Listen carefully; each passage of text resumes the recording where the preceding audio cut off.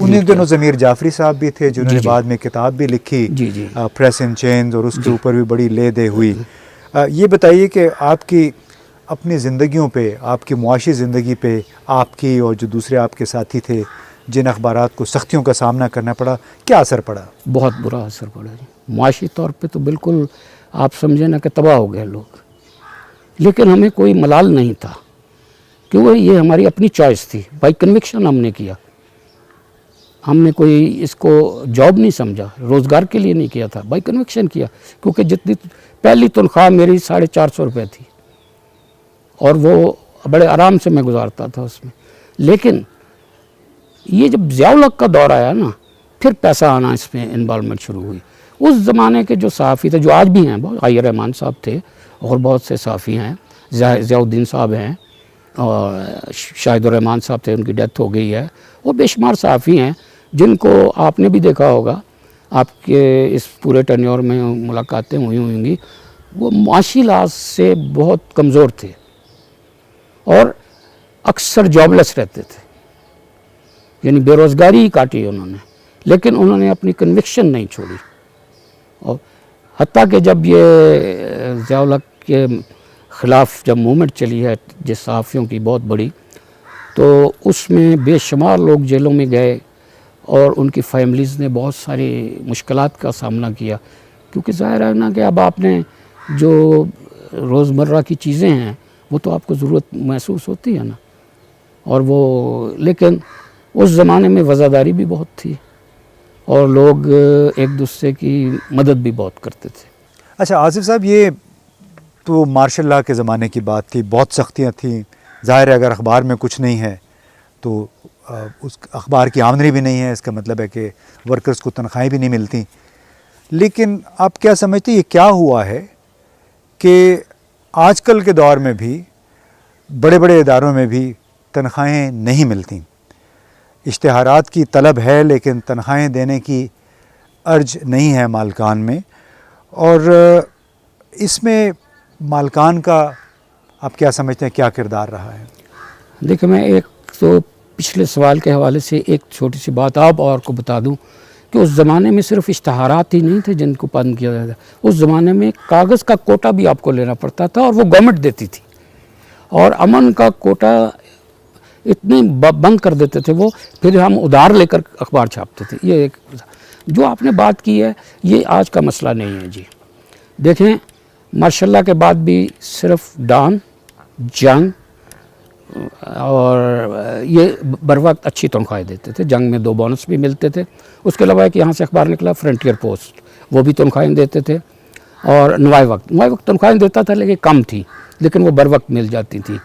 لیکن اس کے علاوہ جو اخبارات تھے جن میں خبریں تھا نکلا، وہ 6 مہینے تنخواہیں نہیں ملتی تھی اس پہ. اور وہ تو ایک ایسا بیگار کام تھا جہاں صحافیوں کا استحصال کیا جاتا تھا، انہیں مارا جاتا تھا اور انہیں بدتمیزی کی جاتی تھی ان کے ساتھ. یہ جو آیا ہے یہ کوئی ویسے نہیں آیا جی جو اب کی آپ بات کر رہے ہیں. یہ ایک ڈیلیبریٹلی ایک پلاننگ کے تحت ان لوگوں نے جو کہ اس ملک میں رول کرتے ہیں صحیح لوگ، اور وہ لوگ ہیں جو ضیاء الحق کی مینٹیلٹی کے جرنلز ہیں، جو اپنے آپ کو عقل کل سمجھتے ہیں. انہوں نے باقاعدہ پلاننگ سے میڈیا کو ختم کرنے کے لیے، اس کو دبانے کے لیے یہ ساری پلاننگ کی ہے، جس میں انہوں نے اشتہارات اور یہ گورنمنٹ جو آئی یہ ان کے لیے آپ کو پتہ ہے یہ پپٹ گورنمنٹ ہے جو وہ کرتے کر لیں.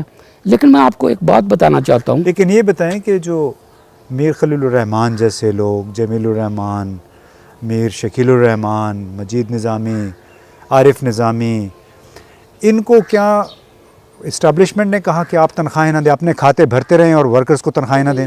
جنگ کو، ڈان کو کوئی ضرورت نہیں ہے اشتہارات کی. وہ اتنی بڑی امپائرز ہیں، ڈان والوں کو تو پتہ ہی نہیں ان کے کتنی کمپنیاں ہیں اور کتنا پیسہ ہے. اسی طرح میر شکیل الرحمان کی بھی ایک بہت بڑی امپائر ہے جس میں ان کے لیے یہ پی نٹ ہے اخبار. لیکن دیکھیں، یہ جب انہوں نے پلاننگ کی تو مالکان نے یہ پلاننگ کی کہ ہم یہ روکیں گے، صحافی اریٹیٹ ہوں گے، وہ مظاہرے کریں گے, وہ پریشر ڈالیں گے, ہم پھر اس کو گین کر لیں گے. اور اس کا فائدہ ہوا, انہوں نے واجبات لے لیے ہیں اپنے ورکرز کو نہیں دیے, خود لے لیے ہیں. ٹھیک ہے, وہ یہ مالکان کی پلاننگ تھی, وہ ان کی پلاننگ تھی. پھر انہوں نے جب دیکھا کہ تو اس کا تو مطلب ہے آپ مختلف کیریکٹرز کی بات کر رہے ہیں نا, اس میں صرف جی ایچ کیو یا جرنیل شامل نہیں ہیں, اس میں سیاستدان بھی شامل ہے اور اس میں کاروباری حضرات بھی شامل ہیں اور مالکان شامل ہیں, جو جنہوں نے مل کے, اب میڈیا سے تو سب تنگ ہیں, اور اسپیشلی یہ پرنٹ میڈیاز کے بعد یہ الیکٹرانک میڈیا اور سوشل میڈیا آنے کے بعد تو بہت ہی تنگ ہیں لوگ, کہ بھئی ان کے لیے ان کو قابو کرنا بہت مشکل کام ہے. لیکن پرنٹ میڈیا کا سب سے زیادہ افیکٹ ہوا. کنٹرول الیکٹرانک میڈیا کنٹرول کرنا ان کے لیے کوئی مسئلہ نہیں ہے, کیونکہ وہ کیبل پہ ہے, وہ روک دیتے ہیں. پرنٹ میڈیا کو تو نہیں روک سکتے تھے. اس لیے یہ مختلف فیکٹرز نے مل کر یہ صورتحال پیدا کی ہے. اب اس میں جب انہوں نے دیکھا کہ بعض لوگ جو ہیں وہ اس کے باوجود بھی قابو نہیں آ رہے, تو پھر گرفتاریاں کی گئیں. جیسے پہلی دفعہ ہسٹری میں جنگ کا جو ہے وہ چیف ایڈیٹر گرفتار ہوا ہے. لیکن اس کی تو کہانی اور ہے نا, نہیں, جب وہ جو بھی ہو, آپ اخبار کے مالک ہوں اور ساتھ میں 700-800 ملین روپے کے آپ کے واجب الادا ٹیکسز ہیں جو آپ نے ود ہولڈ کیے ہوئے ہیں, تو اس جرم میں تو پکڑا جائے گا نا. وہ اس کی وجوہات کی بات نہیں کر رہا, اس سے پہلے کیوں نہیں پکڑا؟ اب اس کو وہ جو اس کی ویکنس ہے اس کو بطور لیور اب استعمال کیا گیا. میں وہی کہنا چاہتا ہوں کہ اگر آپ میں کمزوری ہوگی تو پھر آپ پکڑے جائیں گے, بھلے آپ کو کوئی بھی پکڑے. اس میں پاکستان میں آپ سمجھتے کہ ایک مسئلہ رہا ہے نا. دیکھیں, یہ پہلی دفعہ ہوا ہے کہ جو جرنلسٹ ہے وہ کسی ویکنس کی وجہ سے پکڑا گیا. ضیاء الحق کے دور میں کوئی نہیں کہہ سکتا تھا. وہ ایک بالکل الگ زمانہ تھا, اس میں تو بیچارے سب نے قربانیاں دیں, سب نے سفر کیا اس میں. تو اس میں آپ یہ بتائیں نا کہ پھر آپ یہ کہہ رہے ہیں کہ پورے ایک ارتقائی عمل ہے جس سے گزرا ہے. کہانی وہی ہے کہ مالک زیادہ سے زیادہ پیسے اپنے پاس رکھنا چاہتا ہے, اس کی خاطر وہ سمجھوتا کرنے پہ بھی آمادہ ہو جاتا ہے, بھلے وہ سیاسی حکومت ہو بھلا مارشل لا ہو. تو آپ کو جو بدگمانی ہوئی, جو مایوسی ہوئی, وہ کیا اس وجہ سے تھی کہ جو صحافت جو ہے وہ کمرشل وینچر میں تبدیل ہو گئی؟ مجھے مایوسی اس لیے ہوئی کہ یہ ایک کاروبار بن گیا, صحافت نہیں رہی, اور اس کو انہوں نے بطور کاروبار میں جو ہتھ کنڈے استعمال کیے جاتے ہیں وہی صحافت میں استعمال کرنے شروع کر دیے, جس کی وجہ سے زیادہ مایوسی ہوئی. اور اب مطلب اس سے پہلے بھی تھا کہ آپ مالک کی مرضی کے بغیر کوئی خبر نہیں چھاپ سکتے تھے, کیونکہ وہ ایک پالیسی دے دیتا تھا, لیکن وہ ایک لمٹ تک ہوتی تھی. اب تو یہ ہے کہ بہت چھوٹے لیول پہ چلے گئے, بہت چھوٹے لیول پہ, یعنی اتنے ویسٹرن انٹرسٹ آ گئے ہیں کہ آپ تصور نہیں کر سکتے. اور میں تو آپ سے کہوں گا کہ سارے کو اسٹڈی کر کے, کیونکہ آپ بکس لکھتے رہتے ہیں, آپ ماسٹر ہیں اس پہ, تو آپ کتاب لکھیں. دیکھیں, میں کتاب لکھوں گا تو یہاں تو 90% صحافی میرے خلاف ہو جائیں گے. میرے ایک بہت بڑے ایڈیٹر ہیں, وہ مجھے کہا کرتے تھے کہ تمہارے ایک مضمون کی خاطر, ایک ویکلی رپورٹ کی خاطر مجھے جو پریس انفارمیشن ڈپارٹمنٹ سے اشتہار ملتا ہے 3-4 لاکھ روپے کا, اس سے میں محروم ہو جاؤں. تو اب اس کا آپ کے پاس کیا جواب ہے؟